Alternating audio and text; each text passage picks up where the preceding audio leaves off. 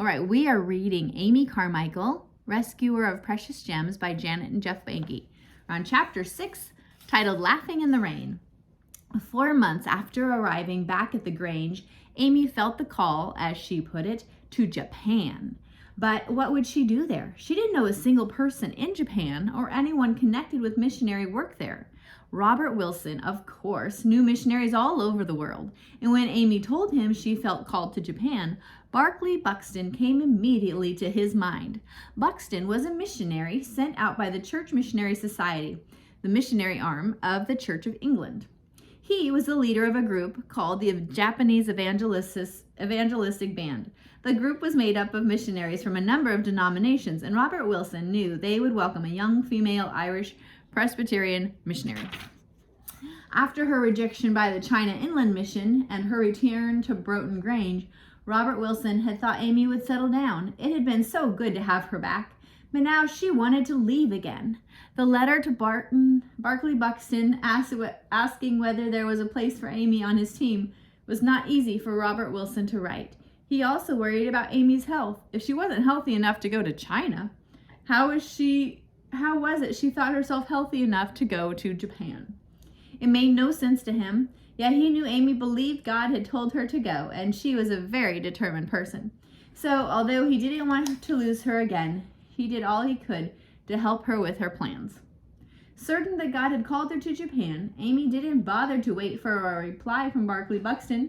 3 women from the China Inland Mission were sailing to Shanghai in early March, and Amy planned to travel with them. In Shanghai, she would transfer to another ship for the journey to Japan. She had Robert Wilson ask Barclay Buxton to send his reply to Shanghai, so it would be waiting for Amy when she arrived. On March 3rd, 1892, along with her tin sea trunk, Amy boarded the SS Valletta in Tilbury on the River Thames near London. Amy would have preferred to climb the gangway and wave goodbye and head out to sea, but it wasn't that easy. Saying goodbye for an extended sea voyage was long and drawn out. Many people who left on such voyages never returned. There were shipwrecks, diseases, and disasters waiting in the Far East, and those who were staying at home often acted as though they were at a funeral rather than a farewell. Amy had said a tearful goodbye to her mother in Manchester, but Robert Wilson had insisted on escorting her all the way to the dock. Amy stood on the deck of the Valletta and waved goodbye to him. Tears streamed down her cheeks as those on the dock sang Keswick hymns to her and the other 3 missionary women aboard. As the ship began to drift from the dock, Amy was both sad and relieved as Robert Wilson began to fade from view. It was hard leaving him, not knowing whether she would ever see him again. As the Valletta rounded the end of the dock and began to drift with the current on the River Thames, there was Robert Wilson again. He had quickly hiked along the dock to catch one last look at his beloved Amy. The Valletta passed so closely to where he was standing that he and Amy could call to each other. They encouraged each other with Bible verses, and then, when Amy thought she could bear it no more, the ship finally pulled out into the main channel of the river, and for the last time, Robert Wilson became a tiny waving speck on the dock. Amy had done it. She had left behind her mother and her adopted father to follow God's leading. Later in life, she said it was the most difficult thing she had ever had to do. Life aboard the SS Valletta settled into a pattern. Amy was seasick, but not anywhere near as seasick as many of the other passengers. As usual, she soon set to work organizing things. Within a week, there were morning Bible readings on the poop deck and Sunday services in the saloon. Amy and one of the China Inland Mission women began a Bible study aboard ship that attracted an odd assortment of passengers and crew. A high-class Indian man searching for truth, a Chinese woman from Sao Tao, a poor Indian man who had sold himself as a slave to work in the sugar plantations in the West Indies, and a Chinese nanny. As the Valletta entered the Mediterranean Sea and steamed along the north coast of Africa, Amy found other opportunities to talk to passengers and crew members about the gospel message. At Port Said, the ship headed south through the 100-mile-long Suez Canal. Then it steamed through the Red Sea and on into the Indian Ocean. Everyone was glad when the Valletta finally reached Colombo, Ceylon. Amy and the 3 other women, headed for Shanghai, had to spend several days in Colombo before boarding another ship for the second leg of their journey. Amy spent her time visiting missionaries she'd heard about through her Keswick connections. Finally, Amy boarded the SS Sutlej, bound for Shanghai. Unlike the Valletta, the Sutlej was a nightmare with rats and cockroaches infesting the ship. For Amy, it brought back memories of living in the slums of Ancoats. But instead of complaining about the condition of the ship, Amy found a large piece of cardboard on which she wrote the words, "In everything, give thanks." She placed the cardboard by her bunk where she could read it before she went to sleep every night. Amy must have lived out what she had written because she made a big impact on the captain during the voyage.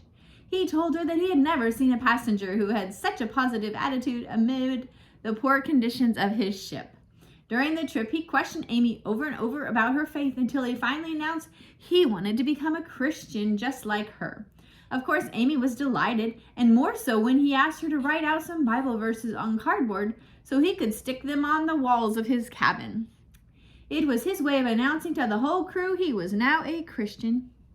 The captain's conversion to Christianity was the only bright spot of the voyage. Amy was grateful when the ship finally steamed up the Yangtze River and then the Huangpu River and docked at Shanghai, where she stayed with missionaries from the China Inland Mission. In Shanghai, a letter was waiting for her from Barclay Buxton. Yes, the letter informed her the Japanese evangelistic band had a place for her, and one of their missionaries would meet her when she arrived at the port of Shimonoseki in southern Japan.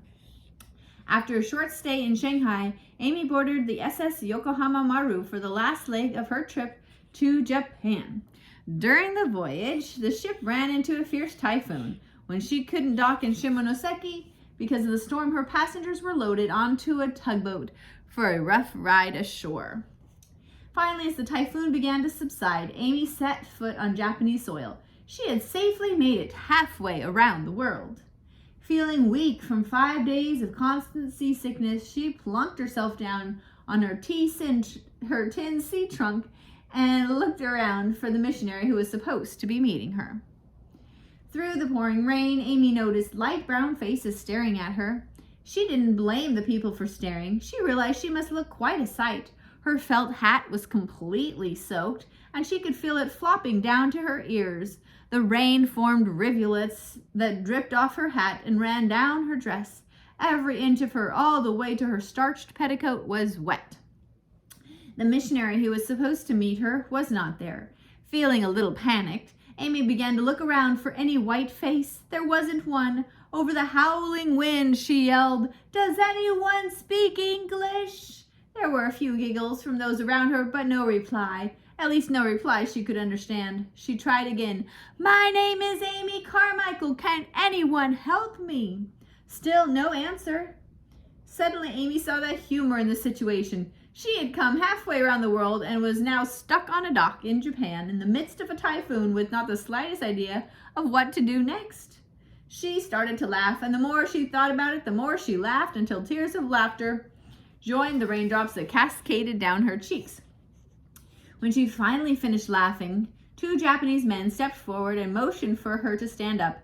They hooked ropes under the handles of her trunk and hung the trunk on a bamboo pole between them. They motioned for her to follow them. Amy followed as the 2 men talked to each other in short, fast sentences.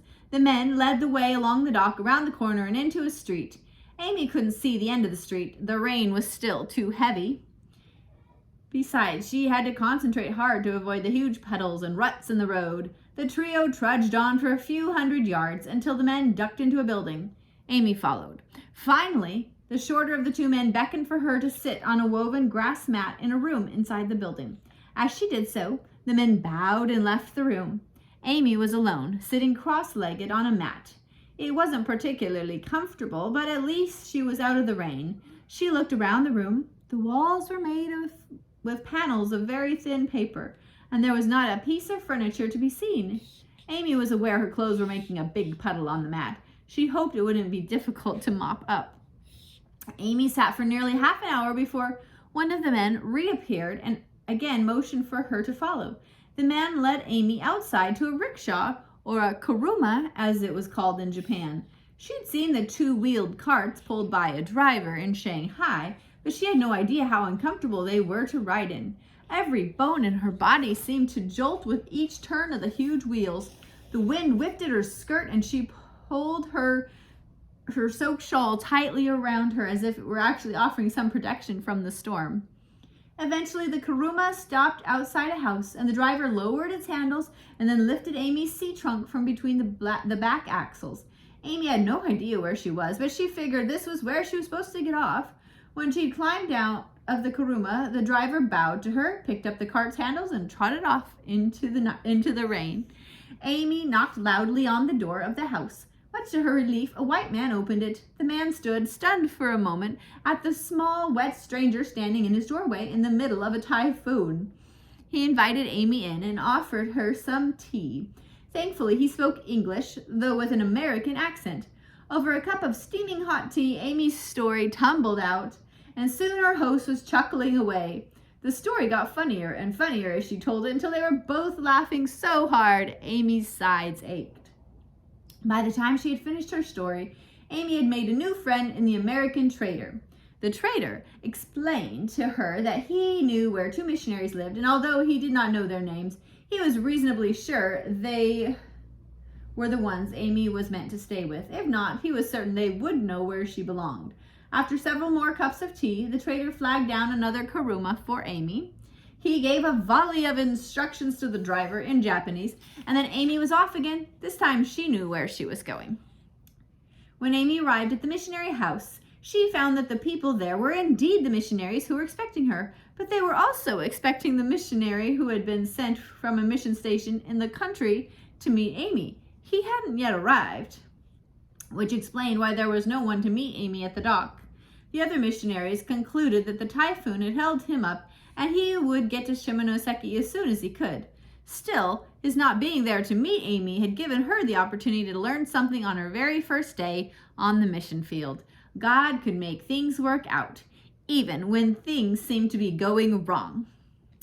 Amy thought of the men who had carried her trunk and hired the Kuruma. She supposed they had paid the driver to take her to the trader, but she had no way of ever finding them again to thank them.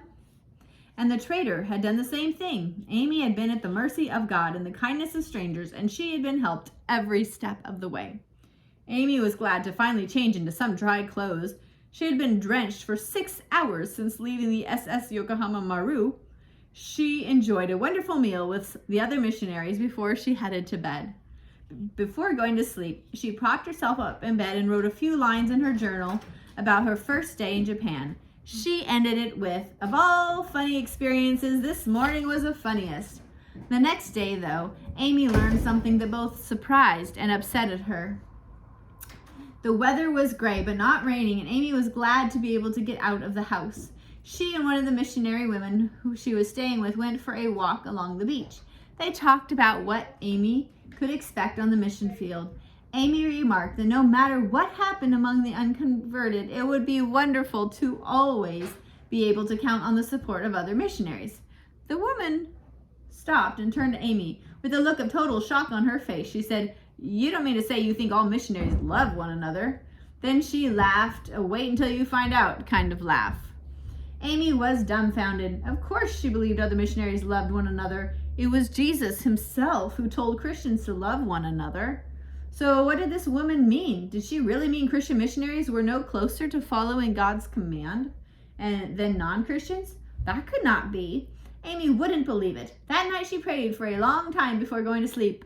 "Lord, help me to always love other people as you love us. Show me how to love even Christians who do not love me back," she prayed. She would get plenty of practice at doing that in the next 15 months.